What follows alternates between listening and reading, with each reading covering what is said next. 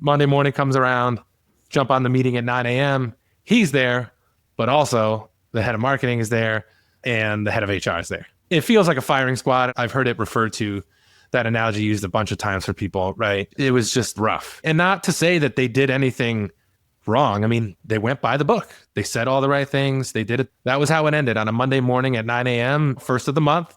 So they didn't have to pay you for another 2-week period. And I was about 2-3 weeks removed from my honeymoon. My wife was pregnant. So there was that initial anger and like, this is how they treat you. You're about to hear a conversation with one of the world's best content marketers. His business is appropriately called Content Brands because that's what he does. He helps companies, people, agencies create memorable, differentiated content IP that actually resonates. He's helped me a ton with my show and with my newsletter and with my LinkedIn content because it is my good friend, John Bonini. John is the former head of marketing at Databox, turned solopreneur. And in our conversation, we talked about his entire journey from getting laid off at Litmus to navigating some of the toughest work conversations he's ever had to deal with, and how in the world he was able to quit his full-time gig with 5 kiddos at home to build his own solopreneur business. I hope you enjoy this conversation and episode with John Bonini. Yeah, so I'm from a really small town in Connecticut called Wallingford, and now I live in Cheshire, so not too far from there. And Connecticut's kind of known for everything that's around it. We're about 90 minutes from New York City, 90 minutes from Boston.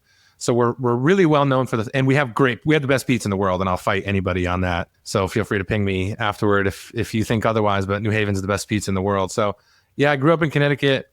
2 things I would say I was really passionate about, like growing up, that have stayed pretty consistent. One was sports, specifically hoops, basketball. That's followed me now. I coach my son's team and just as passionate about it. The other thing was writing. Hold on, before we talk about writing, do you still have on your LinkedIn like title for a while? It said like 90% from the free throw line. Like, are you still rocking that? Absolutely. Yeah, that's not coming off. Yeah. And what period of time are we talking about for that 90%? Is that still current? I'll send you a post. I did it when I put that up on the LinkedIn. I put a video along with it of me doing it then. It was like a year ago when I changed that. So I went in the backyard and I set up my phone and I was like, I shot 10 free throws, made all 10. And so people in the comments were like, I'm not good at math, but that's higher than 85%. But no, I like, that's now too, man. So not to toot my own horn, but I'll get in a free throw shooting contest with anybody. Maybe that's something I could set up at some point. But I actually won when I was in, I don't know, middle school, went to this basketball camp that's really well known around here. And, there's older kids, and I won the free throw shooting championship there. I still have the trophy somewhere, actually in this office. And actually, it's right here. Actually, I don't know. Go figure. So unprepared. Here it is. And yeah, man. So no, but it's still now. So we have a hoop in the backyard. My son, it's like eats, sleeps, and breathes hoops. So I'm still out there shooting all the time with him. So I'm able to stay sharp. All right, I cut you off. So you were starting to tell me how it led you to who you've become. And then, so I talked about how I still coach my son's team now. But then the other thing I was really passionate about growing up was reading and writing, but specifically writing. And I remember in middle school, I won what do they call them? I forget what they call them now. But you know how like they have spelling bee? Funniest, best looking. Superlatives, yeah. So I won the superlative for most likely to grow up to be an author. And I was like, wow. At middle school, I was like, this is the lamest superlative you could ever win. Like, when you're in middle, you want like funniest, best looking, you want the cool stuff, most athletic, right? You want one of those things. I got most likely to be a published author. And I remember thinking it was so lame, but if anything, I've been consistent my whole life, right? I went to college for journalism, thought I was going to be in sports reporting. I was going to be the next guy you see on ESPN. Quickly realized that former athletes were the future of sports journalism, and just the amount those people have to move around and work in smaller markets before they earn the right to work in bigger. So in college, I kind of had this like identity crisis. I was like, well, what am I going to do? And I just so happened to be taking a marketing class at the time, kind of learned about copywriting.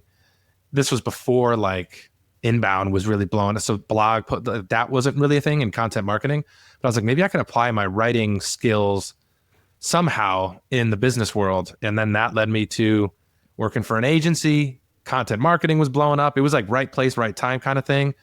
Like it was like all of a sudden all these companies needed writers. And so that's kind of how I snuck my way in, got my foot in the door in the business world, and worked my way up to leading marketing teams, leading growth teams. That's how we met. And now here I am full-time consulting on content. And so if anything, I've stayed consistent, man, for a few decades now, at least. So if we could go back in time. So I knew that you were into this. Obviously you got the superlative when you're in, what'd you say, middle school or high school? Middle school. Yeah. Yeah. Like way back 7th grade. I love that. And so is there some time as you start to get into the professional world where you realize like, shit, maybe I'm actually pretty good at this? Like the business writing part of it? Because it's kind of a different skill set, right? I kind of went in being like, I'm going to be good at this. I remember the first time. So I was working for an agency. It was pretty early on. I mean, I think I started working for the agency in February. The article went out in February. It was HubSpot. They had just become a HubSpot partner. So this is like 2011, 2010, 2011, 2012, somewhere in that window. That's when HubSpot was blowing up. That's when I started working at HubSpot. It was like on an insane trajectory. Right. So it was in that window somewhere. They had just become a HubSpot partner. And so I wrote an article talking all about why the agency was doing it, all the benefits they thought that it was going to deliver to clients and all this stuff. And then HubSpot shared it, and then it blew up, drove all this traffic. And it was like the first thing I wrote. So it was like, oh man, like told you, you know what I mean? Like, you know, it was like instantly validating, but like looking back, it was like HubSpot, we had the wind in our sails with HubSpot sharing it.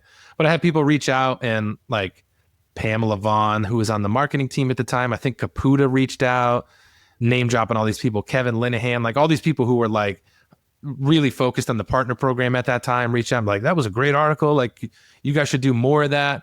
And so I think I came in thinking like, this is like a really strong skill set of mine. I'm confident that I could apply it here. And so I was confident kind of right off the rip. But then when that stuff happened and all of a sudden we had the HubSpot wind in our sails, it just like felt like everything was, it was easy. It was like, and what's the saying, like fishing with dynamite kind of thing. And and content, like I said, content at that time was really on this upward trajectory. But I remember when that article went out and seeing the response to that on social media, not just like metrics, but like social. I remember being like, oh, okay, I see how this can go a little bit. Dude, what an insane way to start your career with a W like that. Like most people have to work for a long time. Maybe you get one of those and it probably takes a long time and you feel like you had so many that should have been like, if they only saw this, why doesn't my thing do right? And then you get one right off the jump. Yeah. That's amazing. This episode is presented by AppUnite. One of the most common challenges that I hear all the time when I'm working with founders and product leads and product-led teams is some flavor of, we know what we want to build. We know what we want to test. We have a long backlog of impactful product ideas, and we just cannot ship fast enough. Hiring engineers is slow.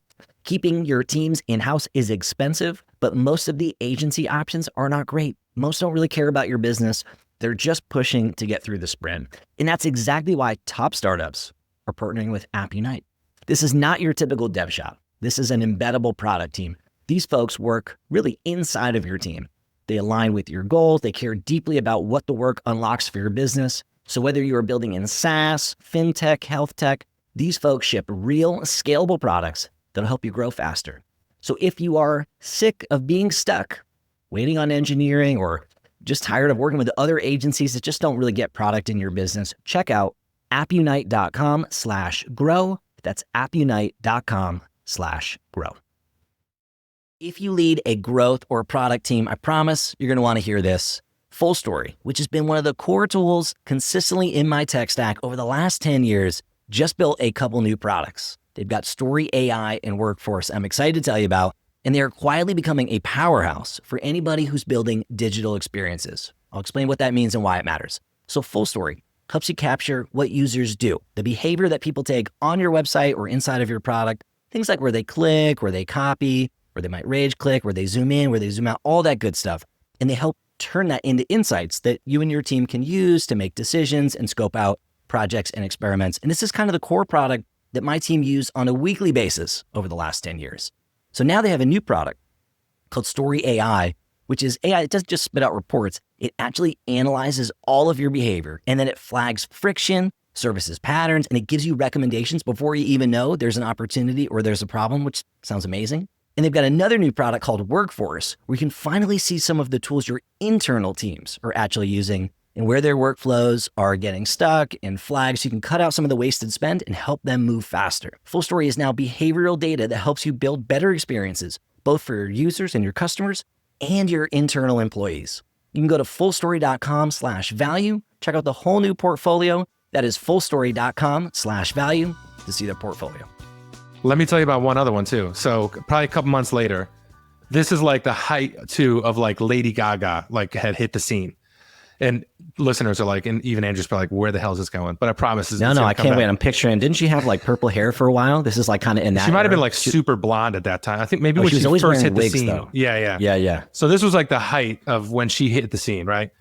From writing blog articles, the HubSpot stuff, like them sharing it through social, somehow I got on the radar of this writer for the Wall Street Journal, Quentin Futrell. I still remember his name. We were in contact for a very long time.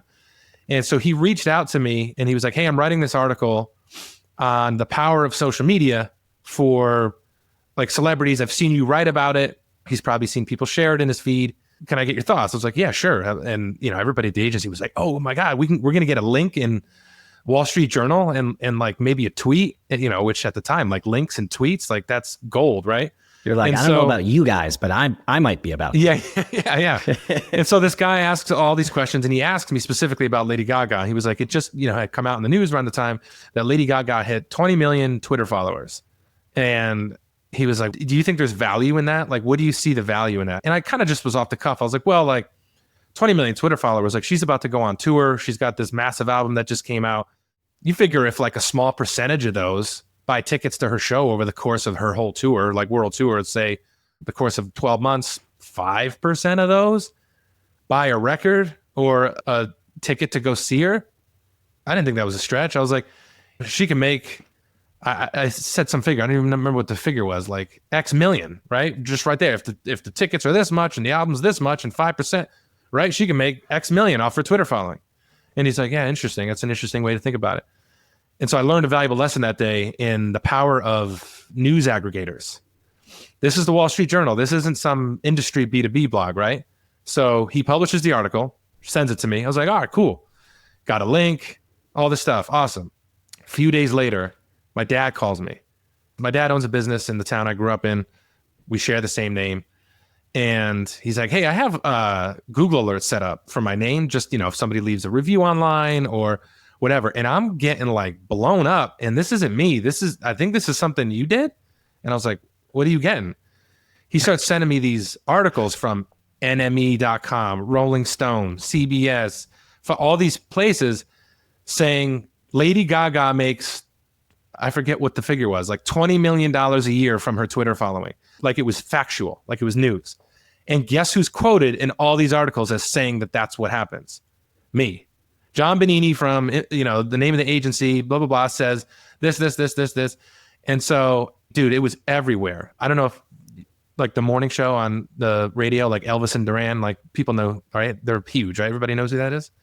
It's not just Connecticut or the Northeast. I think it's like a national Well, there's show. a different morning show, I think, in every like local area. But when you said morning show, I was like, he's in New York. They're based in New York City though. So I think they're. Is it on like a hip hop channel or are you thinking of something completely just like, different? No, just like popular top hits kind of channel. So they have like a morning show, and one of my friends like messaged me that morning and said they were talking about this story on the morning show that Lady Gaga makes this much from her Twitter following and referenced like the Wall Street Journal. And like, I was like nervous. I was like, I thought I was gonna get in trouble because I never said she made that much from her Twitter following. I was like theoretically going through the exercise of if X% of those followers end up buying it, this is how much that could be worth. But the news aggregators just see the number and Lady Gaga makes $20 million a year from Twitter. And I was like, dude, she's gonna like she has to see this. It's all over these like massive publications. And so all the people at the agency thought it was hilarious. So like that I was this nervous about it. She got you on like her dartboard, dude. Yeah, right. And I was like, these massive she has heard the story at least and probably laughed about it. Like, yeah, I do not make $20 million from Twitter. Dude, right? Maybe she heard it and she was like, God damn, I should be. I need to get this guy to represent. I gotta hire this John Bonini guy. So anyway, that thing for weeks, man, I was getting notifications from it going up in different publications, like big publications. And it took a few weeks to die down. And I remember like that was like, wow, this content stuff can be super powerful But also that, like I said, that was a big lesson in news aggregators and how there's just like a lack of responsibility in figuring out what the person actually said instead of just chasing the clicks. So it was a lot all at once, but it was funny to get my name in all those different publications. And for a long time, I used them in my bio. I've been referenced here. And people are like, oh my God, how did you get in all those places? That's a long story. I'll tell you another time.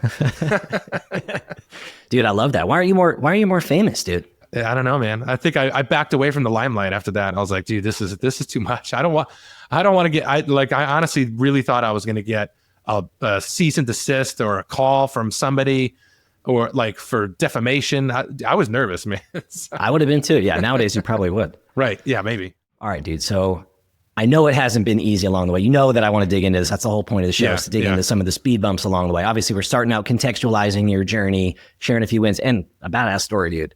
But so talk to me about some difficult conversation, or excuse me, a difficult decision that you've had to make in the journey along the way. When you ask that question, my mind immediately goes to like the in-between phases of companies or career, phases of my career rather than working at one company and having a hard decision to make. So like, I'll give you a couple examples. One, in 2017, I was laid off at Litmus. So that's where you and I first met. You were leading growth at Wistia. I was leading growth at Litmus. I think we had like one of the first Zoom conversations ever, if I remember. Like you and I were on Zoom. Look it up, guys. It's in the record books. Yeah. It was all pixelated. It was hard to see each other. Probably one of the cameras didn't work. Like we were definitely both in the office, or at least I think I was. Yeah, for sure. I remember you like changing rooms too and like carrying the laptop, and everything gets like super choppy when that happens.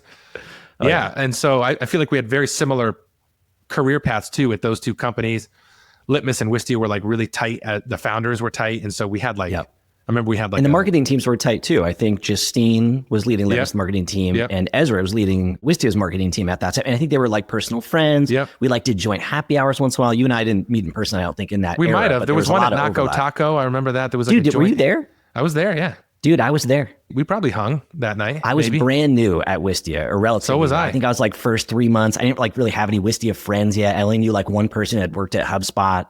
Isn't that funny? Like looking back, we were in the same position. Like I was new too and didn't really have like my people yet. If only we had known, man, we would have just hung out and. Do you remember there was like weird tacos? Like there was tacos that had fish in them, but it was almost like a little goldfish. Like you could see like the head and the tail on it. I wasn't about that. I wasn't about that. Yeah. I remember it was a cool night, and I think they have a food truck now. I'm not even sure that brick and mortar spot is there anymore, but I think they have a food truck. Anyways. Throwback. You and I had similar career paths there too, like in similar beginnings and unfortunately similar endings. But I was laid off around 2017, and I remember you had, whatever it was, 2 months of severance or something like that. So it was like, all right, I have some time to figure out what the next move is. And just to interrupt you real quick, did you know in advance that you were getting laid off, or was it like, hey, it's Monday morning, John, do you have a quick second? I didn't know, but I knew. You know what I mean? Like I knew. And like I remember my wife being like, I think you're just being paranoid.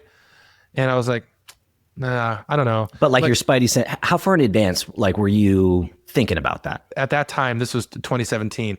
Litmus had grown to, I want to say like 15 million, right? Like organically, like no inside sales team, no funding, bootstrapped to 15 mil. And shortly after I was hired to lead growth, they raised 49 million in private equity, which I wasn't told about, by the way. Imagine getting hired as a head of growth, and it hadn't been secured yet. So I get it, but I feel like that should be something you'd be like, hey, you don't have to give specifics, but we're actually looking into potentially raising some outside funding right now. That could play a role. You don't have to say who, you don't have to say how much, you don't have to say when. Just give me some, you know what I mean? Your goals are going to 5X overnight, and there's going to be insane pressure, and they're probably going to want to replace you immediately. But it might not happen still. But like, just give me because I remember when they actually raised the round, I don't want to say the title of the person because he was awesome and great to me, but he said something to me. He was like, hey, he had a Zoom call, told us, and it was like, oh, okay, that's cool, awesome. But I knew right away, I was like, my job's going to change very quickly. And he was like, hey, if you had $25,000 to spend this month, what would you do? I was like, this would have been great to talk through during the onboarding, during the, during the interview process, just so we could both get on the same page. Neither here nor there. But Litmus raised money. There was about a year where we weren't really hitting the growth targets that the investors would have liked. So they brought in some folks. They topped a lot of teams, basically. They brought in product engineering leadership. They brought in the first, I think he was a VP of marketing at the time. We didn't have a VP of marketing. They brought in like basically every department. They brought in somebody, a new CEO. Did it happen all at once, or was it like kind of slowly? Pretty sure it was like over, I would say a quarter. It all kind of happened, and everybody they brought in was like Silicon Valley. Like they came from LinkedIn. They came from Lynda, which was acquired by LinkedIn. They came from Salesforce. They came from GE. Like so it wasn't startup people. It was people who had seen the movie, logged me in.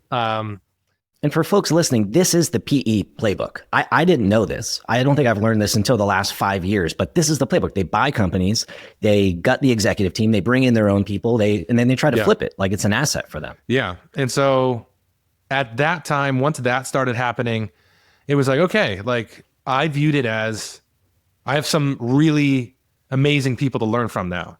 This is awesome. My new boss started ghosting meetings, our one-on-ones, and little things about the way we were, it just didn't feel right. And that's when I started talking to my wife and talking to my mother-in-law, whose opinion I respect a lot because she's an executive in the healthcare field.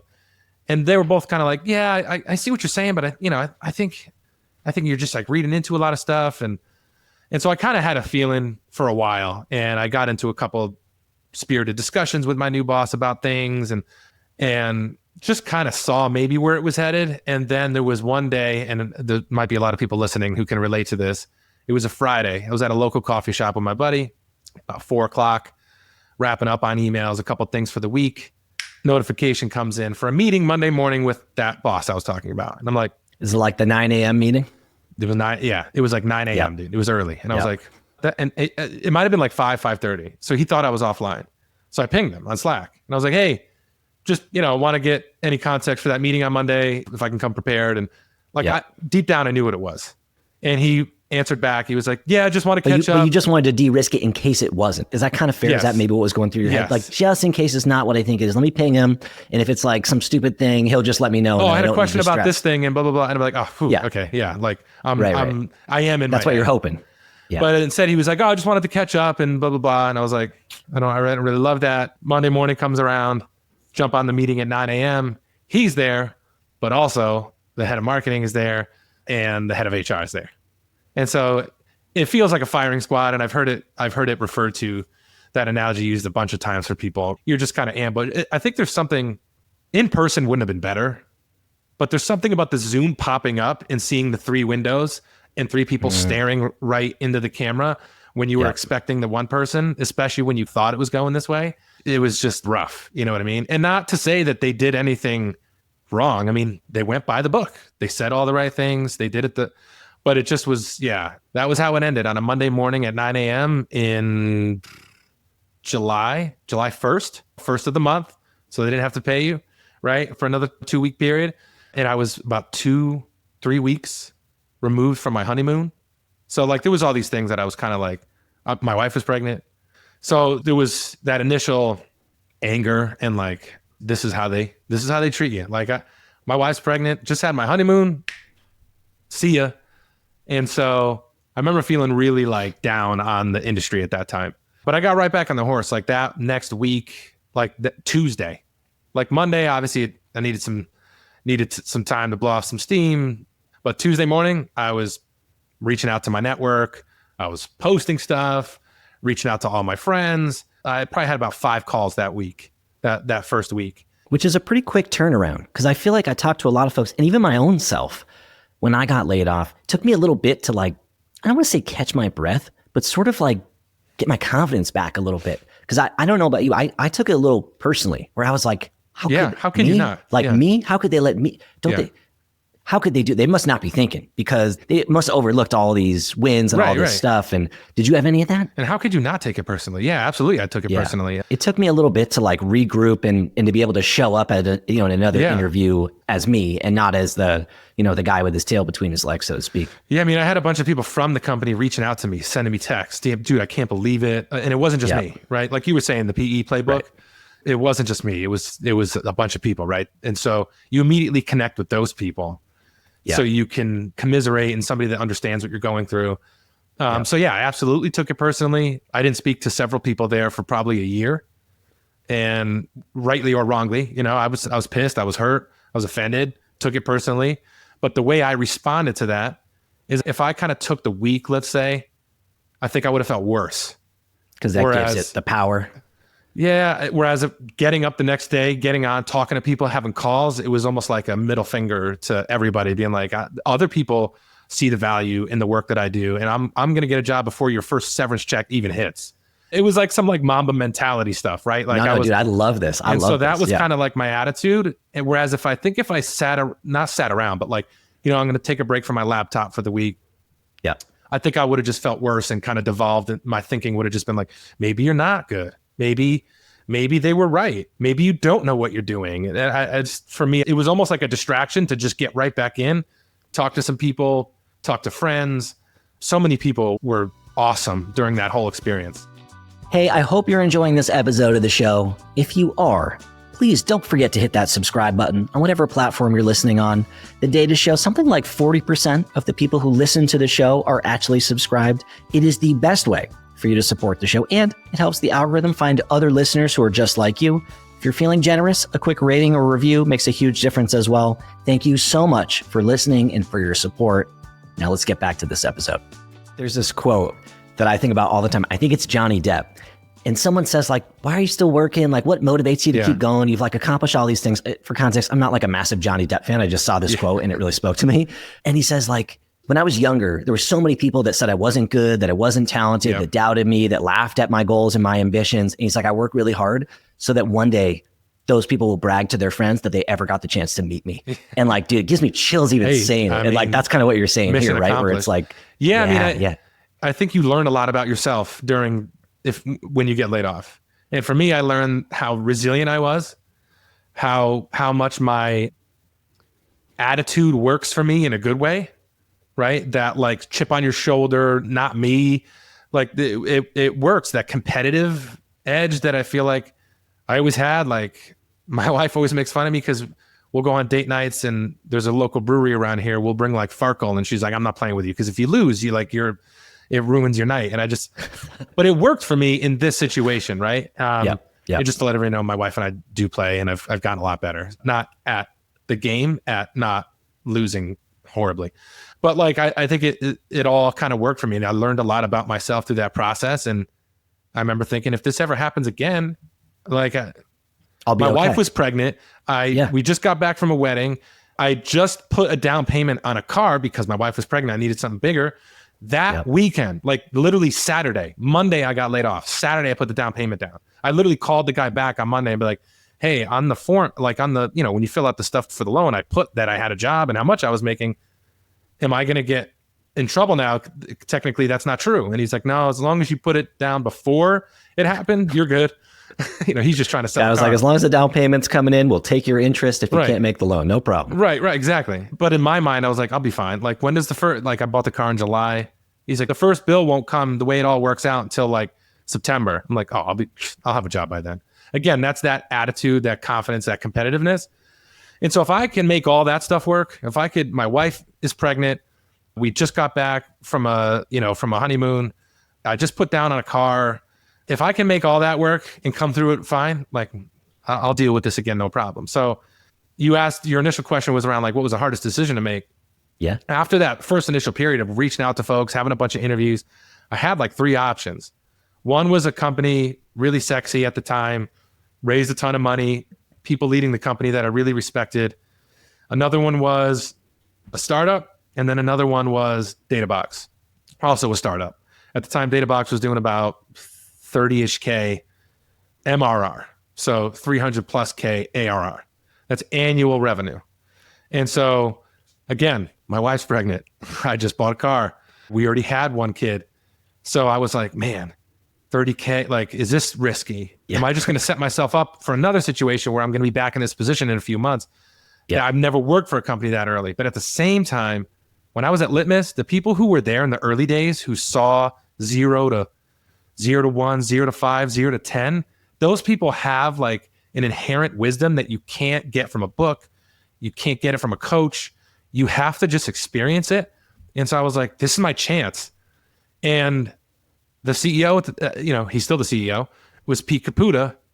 And I had admired him since his days at HubSpot when he was leading the partner program there. He had built the partner program from zero to like whatever it became. Now it's like $1 billion business in itself.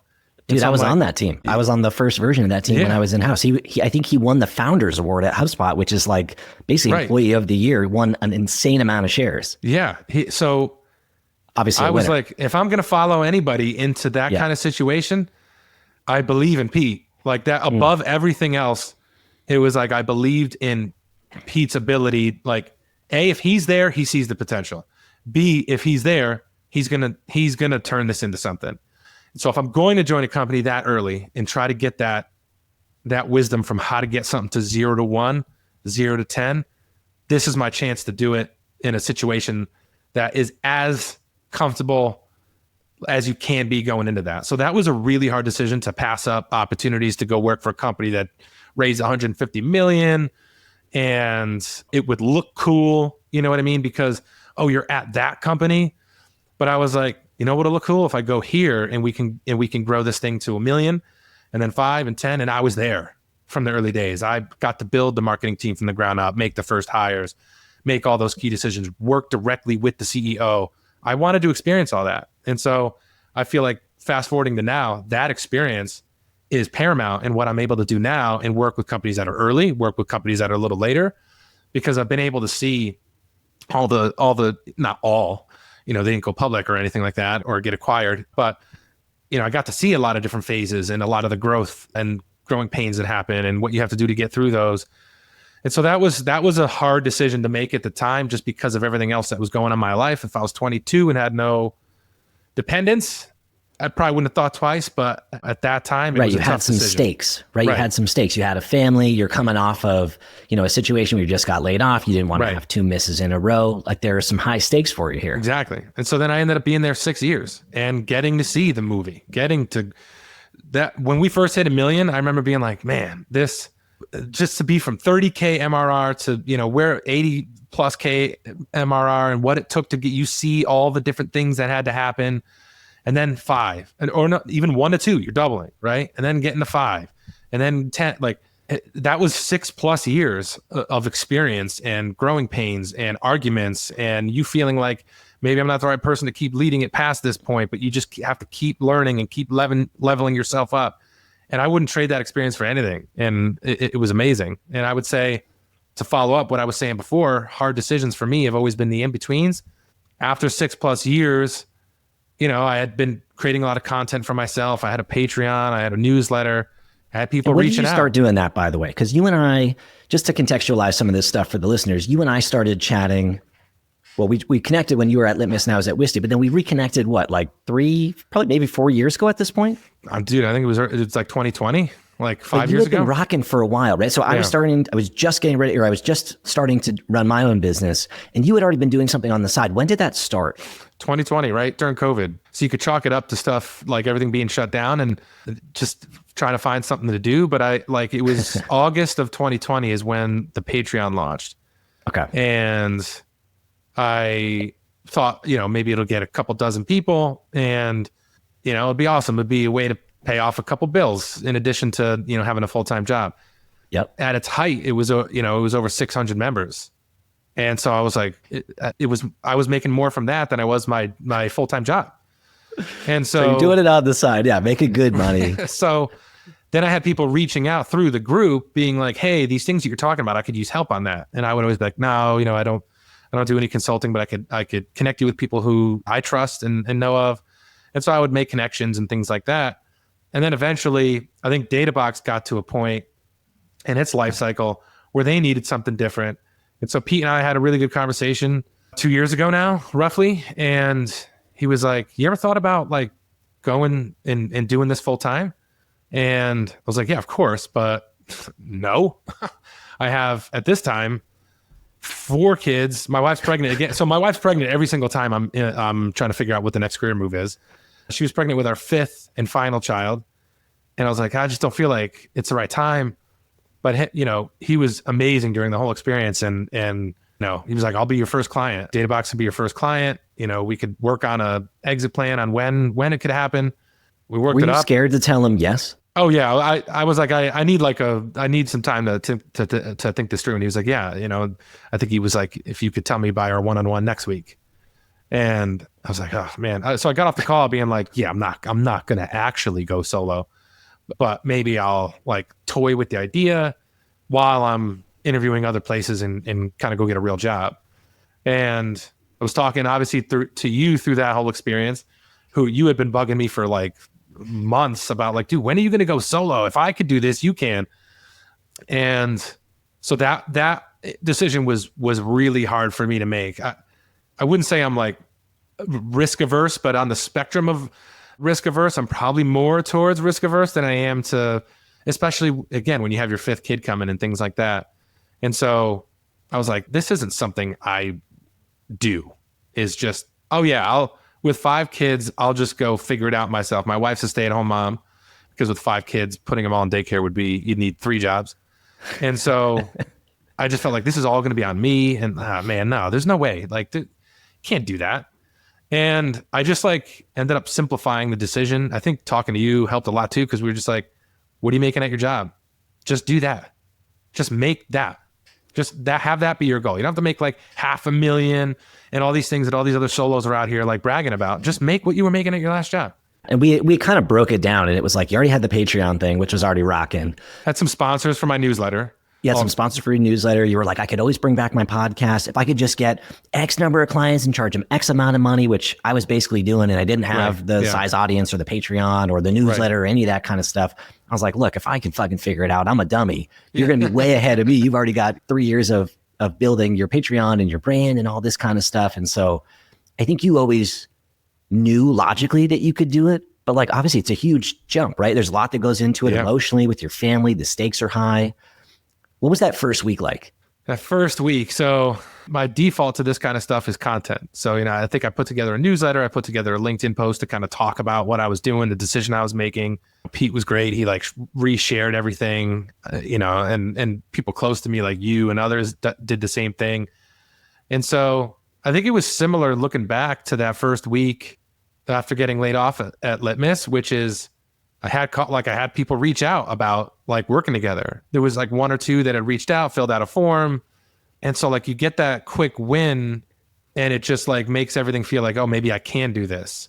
And so I feel like that was all like the first person who really was interested in working together was in like the first week.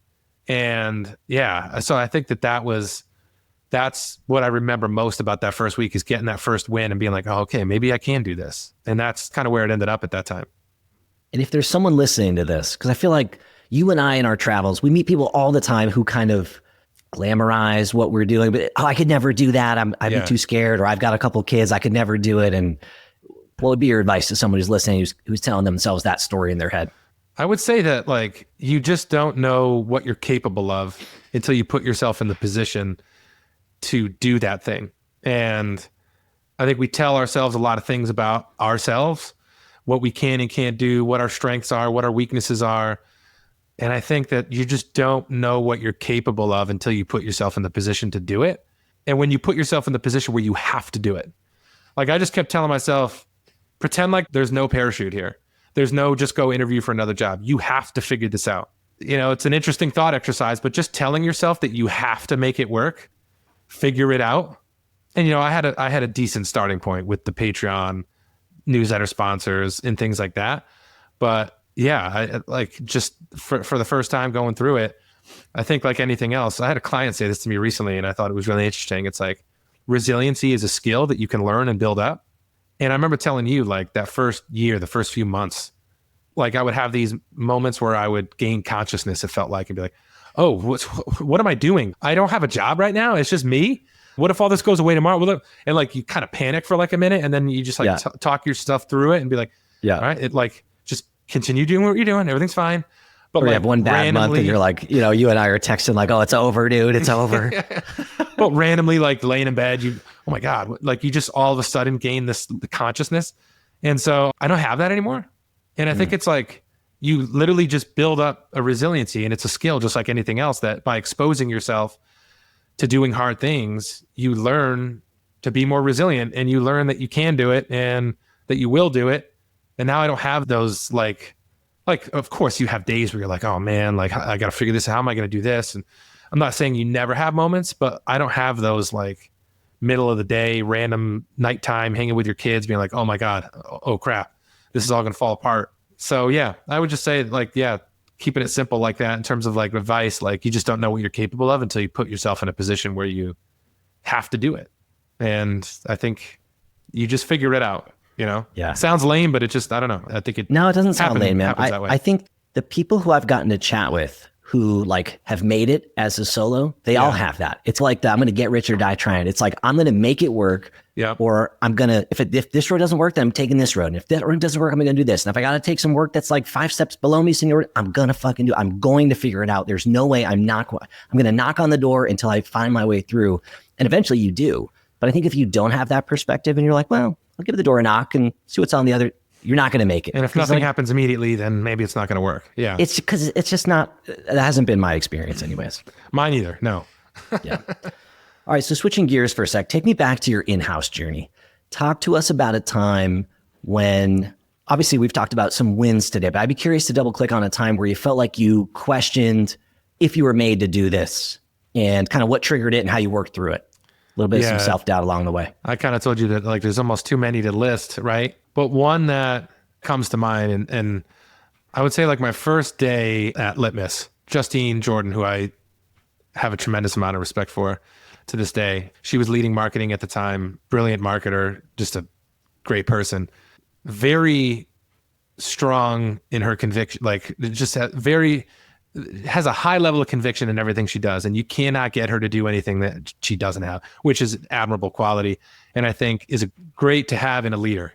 I've talked about how like, I feel like some of the best leaders are troublemakers because they say no a lot and you have to really sell them. And then they're not just going to do the quick win or right. And so my first day at Litmus, I made a suggestion about like getting the blog in front of more people. They had this great content and we should send an autoresponder out to everybody who subscribes to every time we put new content out. And Justine's exact words to me were over my dead body. And she said it joking. She laughed. And I've told this story before. I've written in a newsletter. So she has seen me write about this story before. We've laughed about it. But I was like sitting in her office, in Cambridge. And she said that to me. And I was like, oh my God. And I was like, oh, this felt like a quick, easy win. And she's like over my dead body. And it was like, okay, this is going to be harder than I thought. Like she wants to do things a certain way. Not like winning isn't the only. Yeah. We can win, but we don't want to win just anyway. We have a strong perspective on what winning could look like here. And and they had built up a lot of, Justine always used to make the analogy of like the trust bank. And Litmus had built up a ton of equity in their trust bank. And every now and then you do need to make a withdrawal, right? You need to send an email to the list and say like, hey, do you want to move to annual payments? Or there's a new feature coming out, or we have our conference coming, buy your tickets here, right? There's these small withdrawals you make over time. But if all you're doing is making withdrawals from that list, the trust bank goes down and you have nothing to withdraw from eventually. And so that was like a valuable lesson in terms of there's a lot of ways we can win. They have a really specific idea on how they want to win. So how do I align with that? And what could we do to work within those confines? And then the other piece was like learning the importance of selling your ideas. And then the importance of like trust and relationships before trying to sell your ideas. Because I think in retrospect, it was probably too early maybe for me to be making suggestions like that. It was day one. It was literally my first day. I was in Cambridge for the first week, staying in an apartment that Litmus had rented out for employees that were coming in remotely to stay in. So it was day one. And so I think you really need to build trust and build up those relationships first. And again, this is like earlier in my career, my first leadership role inside a SaaS company like that. And so coming in, firing off ideas like that, yeah, of course, people are going to be like, I don't know about that. But I think that's a really common thing though, right? Because you come in. You want to make your mark, yeah. Yeah, you want to make it work and you want to do it fast and you're looking for wins and like you want to be vocal in meetings because like you want to show up like, hey, I want to prove to them that they made a good call in hiring someone like me. And so you make a suggestion. Did it feel bad in the moment? Was it like a moment that stung or was it more like, no, John, we're not doing that? No, it didn't stay. Like it was kind of funny. I was like, ooh, I was taken aback at her response. But it's refreshing to work with people like that. I've always been drawn to people like that I worked for Picapuda for 6.5 years, and he's as direct as they come. I don't do well working with folks that are a little bit more ambiguous, because then I think too much, right? Oh, do they not like that idea? Are they just saying, are they just trying to placate me? So Justine, you never questioned.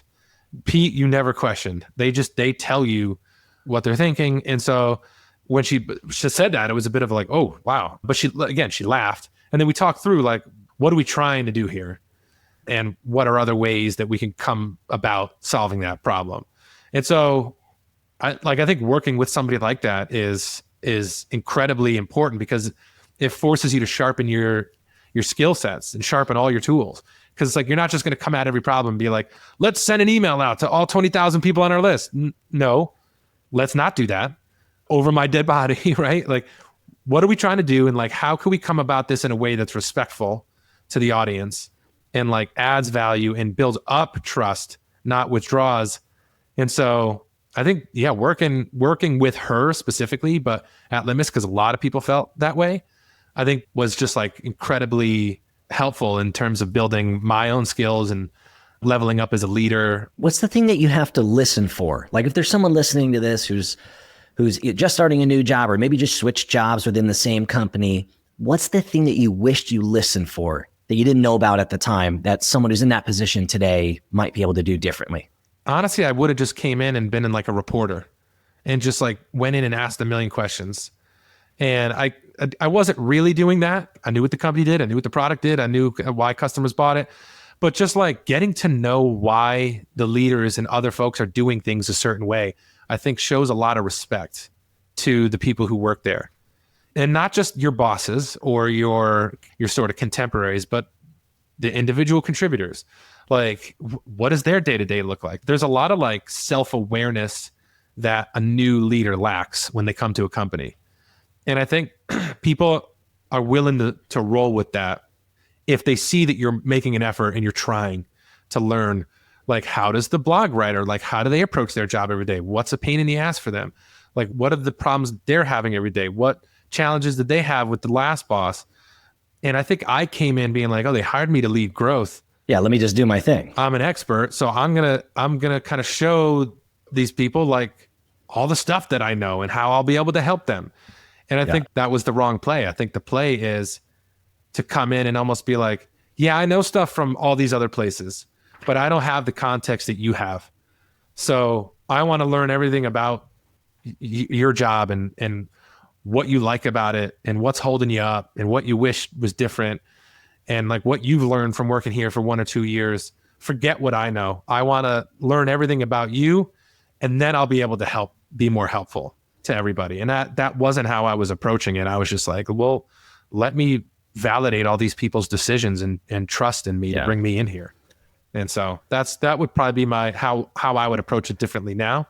And anyone else who might be joining a company in a leadership role, or even not a leadership role, just have that self-awareness to go through and learn and ask people about their jobs and learn all the ins and outs.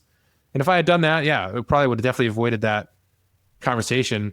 But again, you're just looking for quick wins. You want to validate everybody's decision in bringing you on. But I think a quick win is learning as much as you can from other people. And that's just something I didn't kind of see at the time. I was a lot younger, I work with a lot of folks on their 90-day plan when they start new roles. And we always talk about, you got to connect with your new stakeholders. And they always go, yeah, I got it. And it's like, no. It's not like, hey, tell me about you and like if you're into basketball and how many kids you got and what the important pets are in your life. It's not that. I mean, you need to do that as well. But what it really is like, hey, tell me the landmines that I shouldn't step on here. Tell me the stuff that would help me to get off to a fast start. Tell me culturally how y'all make decisions and debate important stuff.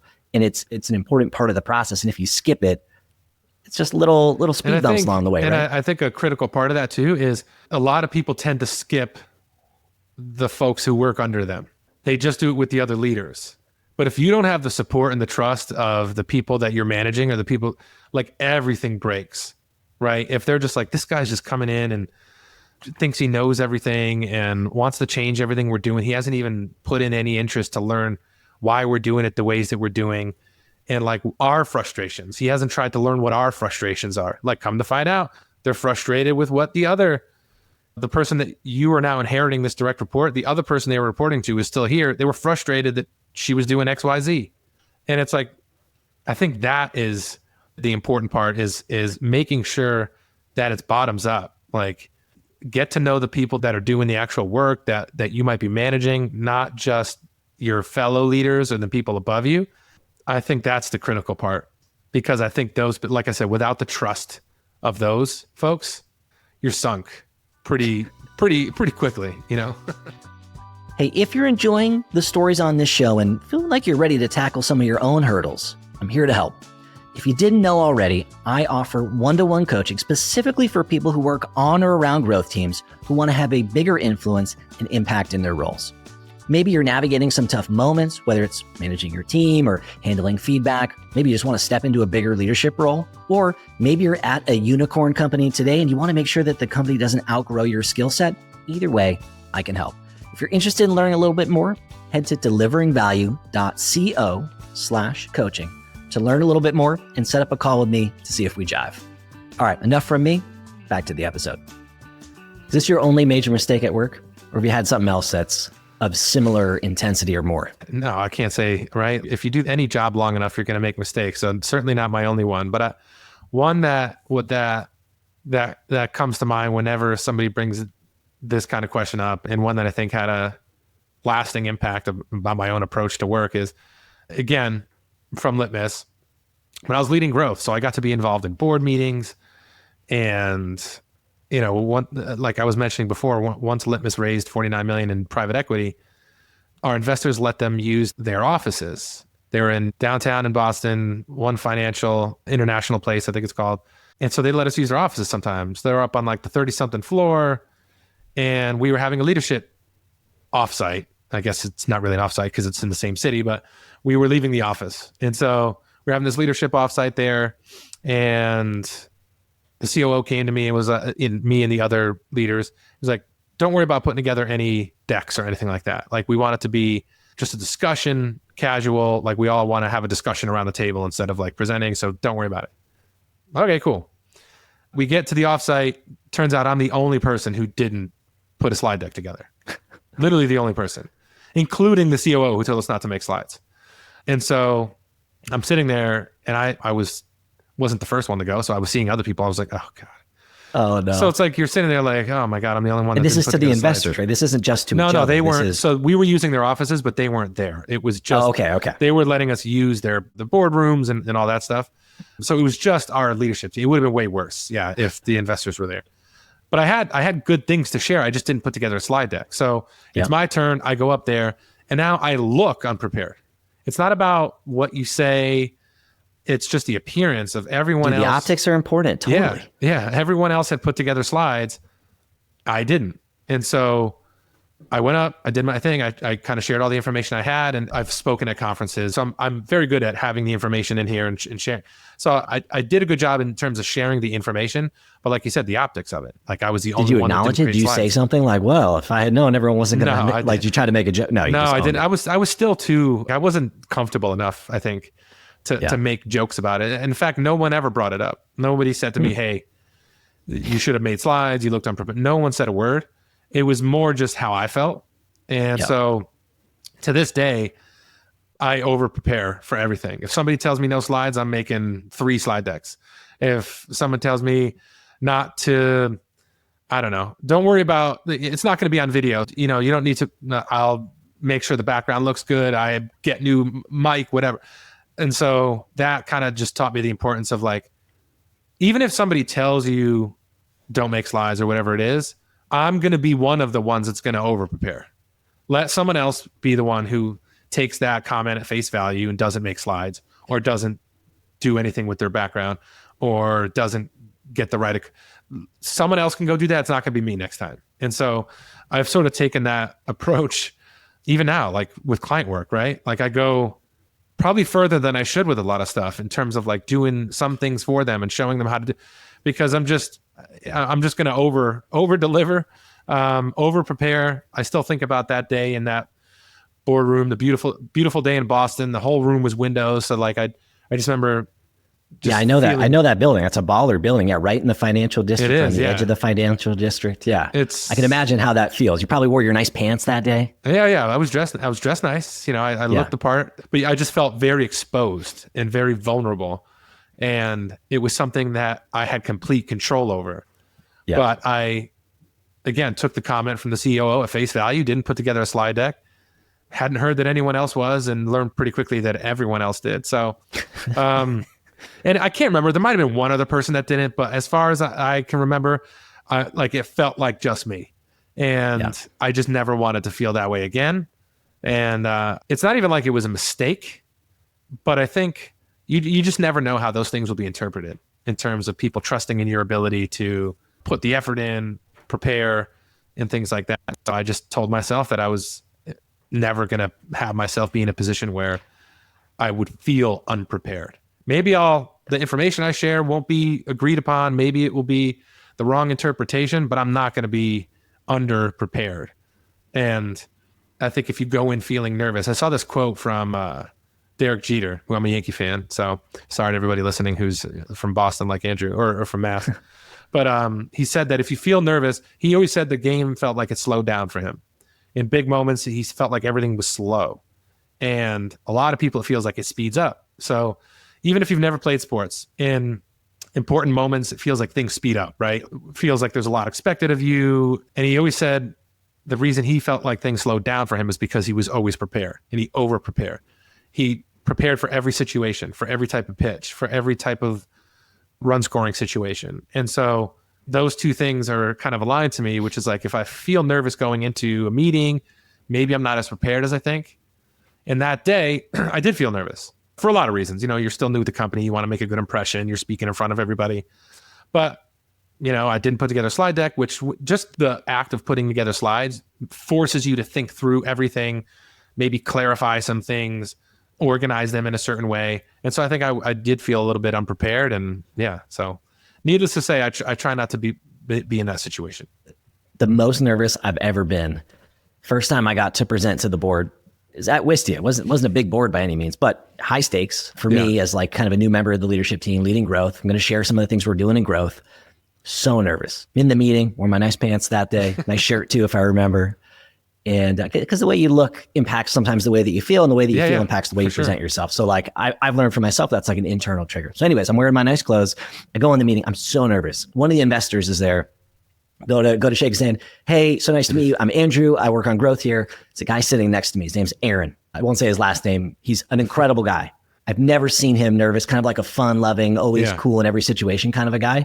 He goes, oh, nice to meet you. My name's Andrew. And then I can see him in his eyes that he's like, oh God, I'm so nervous. I just told him my name is Andrew. My name isn't Andrew. Now I have to explain that my name isn't Andrew. I'm so fucking nervous. Wait, so he said his name was Andrew to you because he was nervous? No, to the investor, to the board member. Oh, so the guy Aaron worked at Wistia, not for yeah. Oh, okay. So I introduced, I'm Andrew, I work on growth. His name's Aaron. He works on customer success. He goes, oh, hey, board member, nice to meet you. I'm Andrew. And then the board member kind of looks at us and is like, you're both? And then he's like, sorry, I'm not Andrew. I'm Aaron. Actually, he's Andrew. Today. I'm not. I said Andrew because he's his. Yeah.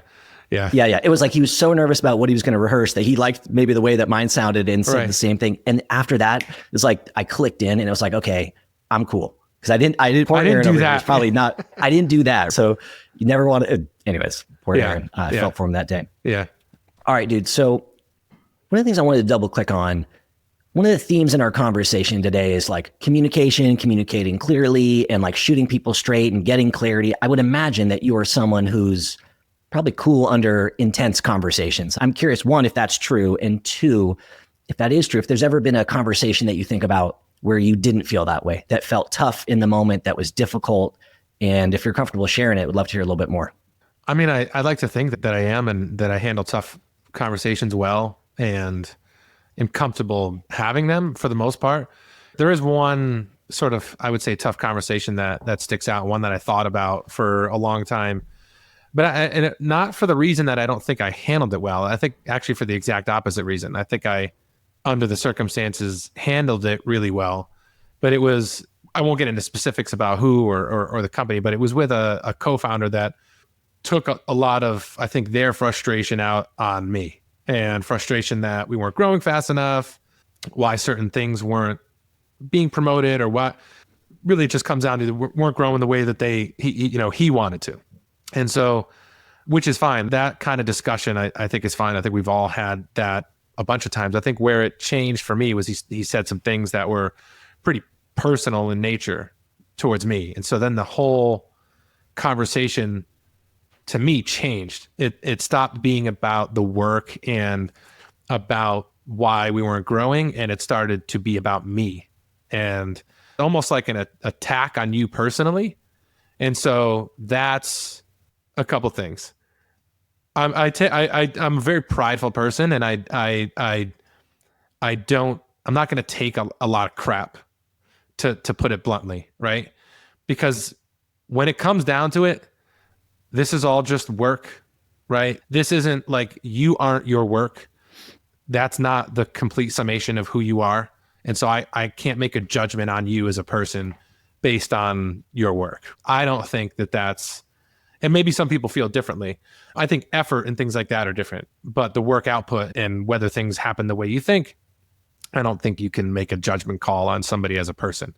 I think there's a lot of more important Is this in one conversation, or is this over like a period of time? I mean, I think there was a period of time, but it came to a head in one. And to me, like the whole thing became like an attack on me like I said, everything became personal.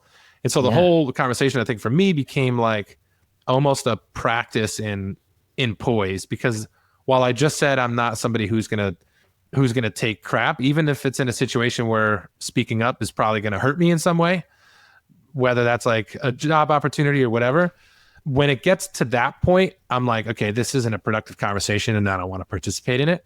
So understanding my own emotions while it was going on, putting all of that through a filter before I responded back, I was actually really proud of the way I handled it and the way I responded, and in that I didn't trade verbal jabs with this person about them, like personally, because I just wouldn't have felt good about myself afterwards if I had done that. Again, keep it about the work, never make it personal. I remember I've had a couple of people who actually give me that advice throughout my career. It was like, make it about the work. Don't make it personal. And so I was proud of how I responded. Why were they even bringing your personal into it? Like, can you share what it was without sharing anything that gives away who it was or where you were or anything that you'll regret for the future? But like, were they insulting your family? Were insulting your effort? Like, what was it? No, certainly not my family. It was more just about calling into question my own, both my effort and just like where my focus was.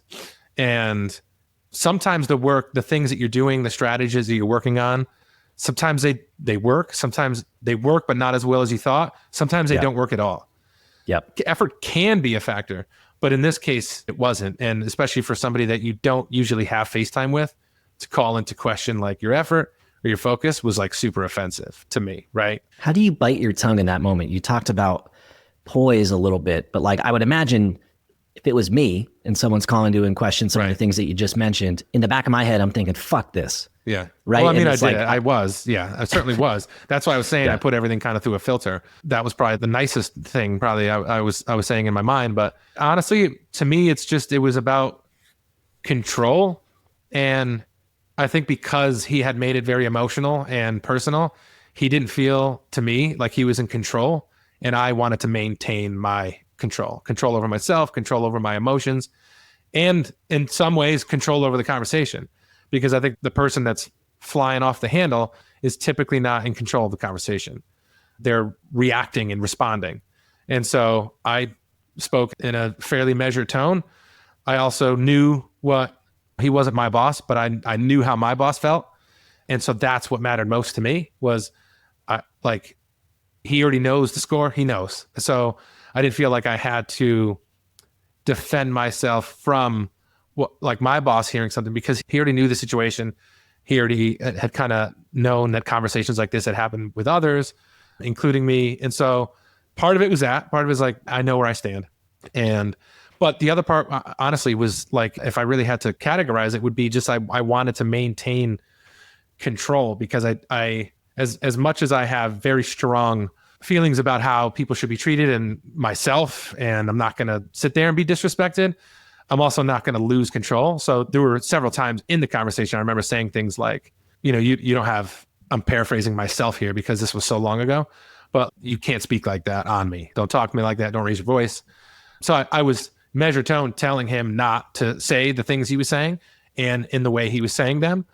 But I just wanted to maintain control. I wouldn't have felt good going back and making personal jabs at him because I didn't, frankly, like know him well enough to make a judgment on him like that. Whenever I've had things that have felt similar, where I felt attacked, whether attacked or not, I've felt that way, I think, at times in the past. I always have trouble letting go of that. Like if I was in your shoes and I'm just thinking about if this was me and I encountered something similar, I probably wouldn't have slept well that night. Probably would have woken up thinking about it. Probably would have like woken up and jotted down notes to myself. Did you go through any of that? Or were you able absolutely. to put it down? So I would go for runs in the afternoon, and the whole run, I was thinking about that and like things I should have said, and like you get yourself kind of worked up, and like I should have said this back when he said that, but again, none of that stuff is productive, and so I'm glad I didn't say those things. But yeah, no, I would go to sleep thinking about it. And I even had an honest conversation with my boss the next week and said that. I was like, I'm thinking about this when I go to sleep, thinking about this like off hours. I've never been spoken to like that in a professional environment before.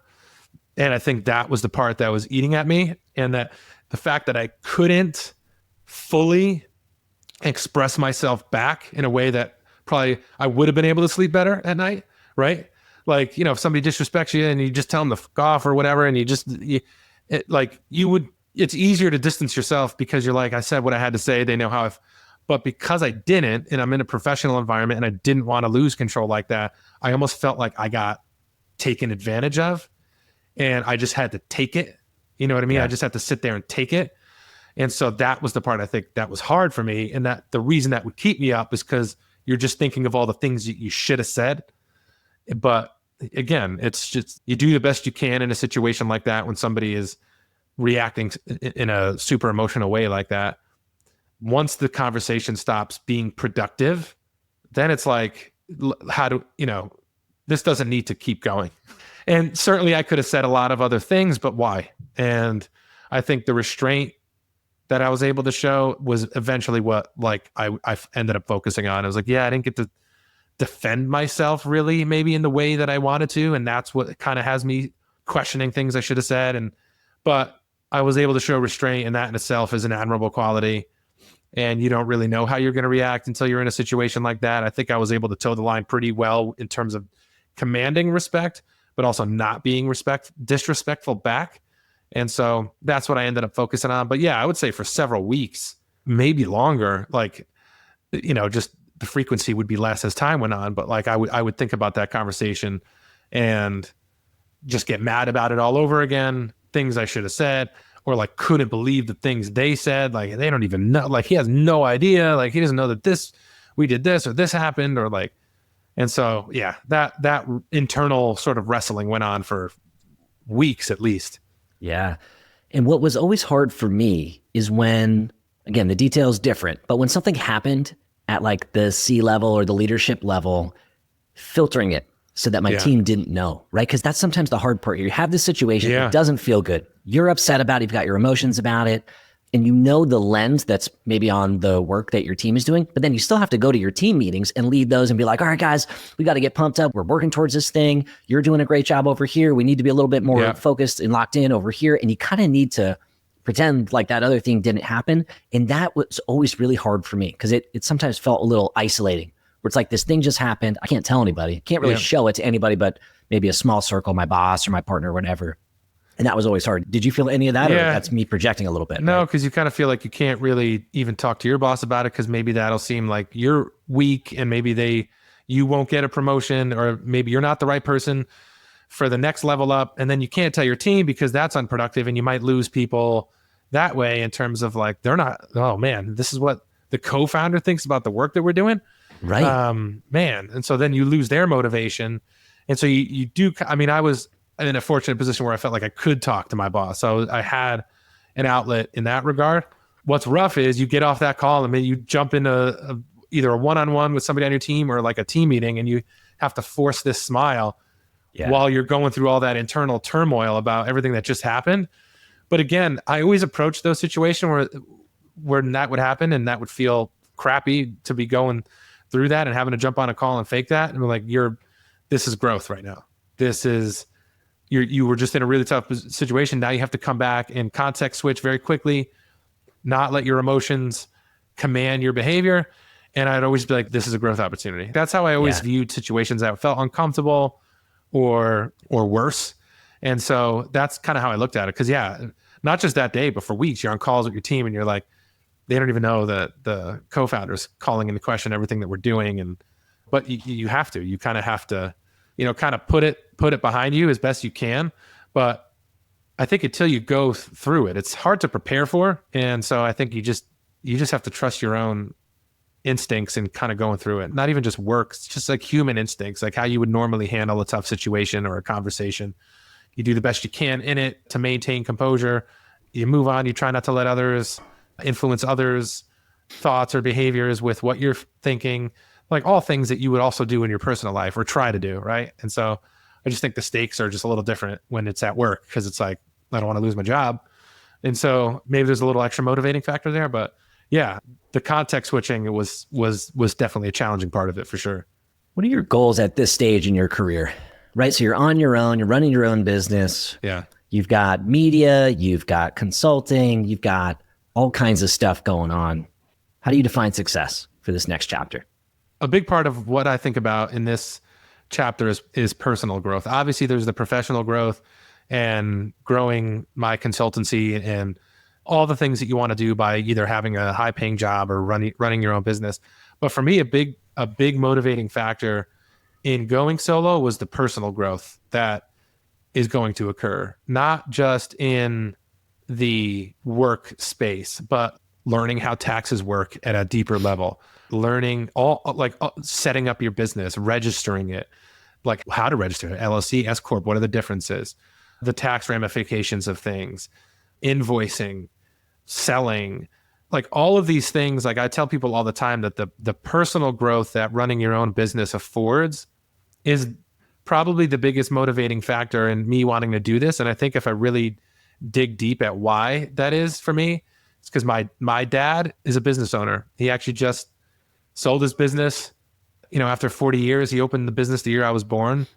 And so I just dated myself, but he just sold it and he's going to be retiring. And so he's run an automotive business, local automotive business for as long as I've been alive. And I just always felt like, and I know we all feel like this way about our dads, but your dad owns a business as well, right? Yeah. Well, he just, similar to your dad, he's kind of on the retirement plan. My dad just sold 2/3 of his practice. He's a CPA. He owns an accounting practice. Yep. And so I just always felt like my dad knows everything. As an adult, not that you smarten up, but you realize like, oh, some of that stuff he was guessing, or some of that stuff was through experience, or some of that stuff was because he had to learn, or some of that stuff was just because he had 30 years on the planet and you had 10 when you were a kid. But like a lot of it is because, my dad was self-sufficient and ran his own business and had to learn all these different things about himself and the personal growth involved in that. And I think growing up around somebody like that, and if to this day, like if you need anything, it could be about something related, like I got a flat, or something related to your personal finances, or something related to anything. I feel like we call my dad. And so I just felt I want to be that too for my kids. Like legacy is like a big part of it, I think, but not in the way that some people think about legacy and they want people to have statues of them. No, for me, it's more, I want my kids to trust me with any challenge that they're going through. And part of that is always ensuring that your personal growth is in an upward trajectory. At least that's my response to it. And I felt like running my own business was just another way. Like someday my son's going to have a question about taxes and I'm going to know. Someday he's going to have a question about what the difference between an LLC and S Corp is, or why people do this, or why is that company called something Inc.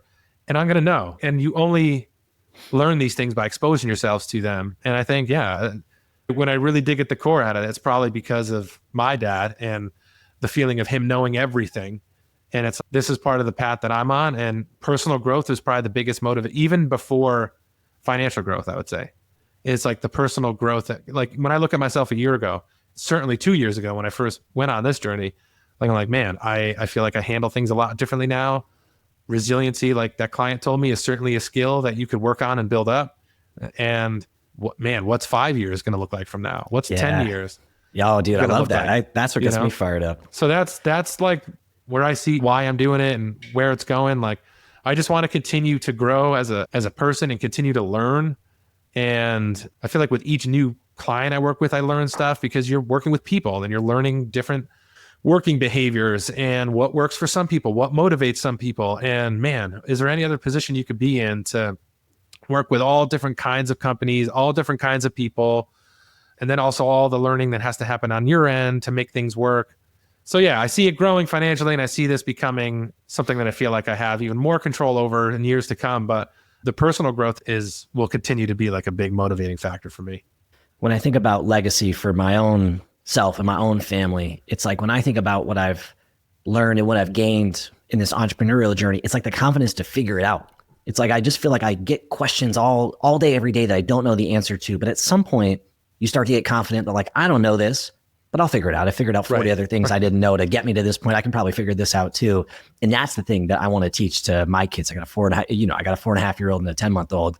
And it's like, I want them to know that like they can figure it out too. Right. So that's like the thing that I always think about. Like when I encounter challenges is like, all right, I don't know how to do this. I'm not going to let it stop me. Let me think through how I can figure it out. And then I want to try to teach that to my kids too. And that's kind of what I heard you say, right? That's the theme in our conversation is resilience, encountering challenges, continuing anyways. That's the good stuff. Hey, yeah, dad did hard things. We could do hard things too. That's that exposure to that and seeing somebody close to you handle that stuff, I think is huge. And so that's always been a big motivating factor for me. Yeah. What they're seeing me do. And if dad could do hard things, like you normalize it. And maybe that's why we're doing what we do, is because we saw our dads run businesses and we're like a product of what we're talking about right now. And so I want to have my kids have that same, know that there's opportunities everywhere and they can do hard things. Might not be running a business, might be something completely different. Maybe they're going to be a professional athlete. I don't know. Or a Division I college athlete or something. And hey, you could do hard things. We all can do hard things. So I think that, yeah, you said it perfectly. And I think we're motivated by similar things. And that's probably why we've been as tight as we have over the last 5 years plus. Probably. I think it's helpful to surround yourself by people that have similar values, that want similar lives outside of work, because that influences what you do at work. Yeah, absolutely, man. Absolutely. What's that saying? Like you're the average of the 5 people you spend most of your time with? I think it goes beyond that. I think you're the average of the people you expose yourself to at work, who you talk to, not just the 5 people, but like who you look up to and how they make decisions and all of that stuff. Yeah, exactly. For sure. All right, dude. Thanks for coming on and jamming. Let's end it there. Yeah, so this felt like Joe Rogan podcast or something. This is like an hour and 40 minutes. Hey man, hopefully they'll talk about me. I'll have like a one name instead of Rogan. It's like Kaplan, you know? Yeah, you could own it. Nobody, right? Is there anybody famous with that last name? Not the way I spell it. If you spell it the way that I spell it, Capland, there's 3 people that'll show up. It's like my dad in the CPA practice, my mom, who's been an executive coach her entire career, and me. And there's no other. There's a lot of Kaplans with a K, Kaplan. Really? There's not a lot with the D at the end? Oh man, really? No, there are very few with a D and almost none with a C. And so we're all related, right? I Googled it at one point. And it's like Kaplan, Kaplan, Cohen, Cohen, or however you spell it. Yeah. The way that I spell it, if you go back like 300 years ago, we were all part of the same lineage, right? It's like Patel is like a very popular name where there's lots of Patels. Kaplan, Cohen was all the same name, and it's all like some prominent family if we go back like 5 generations. Sure. And a lot of what happens too is like when they immigrated to the United States, I went deep into my family tree a couple of years ago during COVID. A lot of when they'd come through Ellis Island or whatever port of entry they had, a lot of these folks obviously came from other countries, didn't speak good English. And so the people here registering them would spell their names wrong. Yeah. And so there's a lot of Boninis. There's a lot of Boninis in the United States that are Benigni. There's Bonini. There's Beni. And it's like, come to find out, if you go, like you were saying, if you go back 100 years, they spelled it differently when they were back in their home country, but it was just misspelled when they came here and they never changed it. And it's like Kaplan, dude. So Kaplan's a Jewish last name. It's really probably like Kaplan. Or so, whatever the vocabulary was of the person translating at Ellis Island, just wrote it down however they wrote it down. It's the same thing for you. Oh, sure, yeah, we'll put a C. But like someone else that was registering somebody months earlier was like, okay, yeah, no D at the end, whatever. Cohen, right? Perfect. Yeah. They saw no repercussions of this a century later with like digital records and all this stuff. So interesting stuff. Anyways, Yeah, this is fun, man.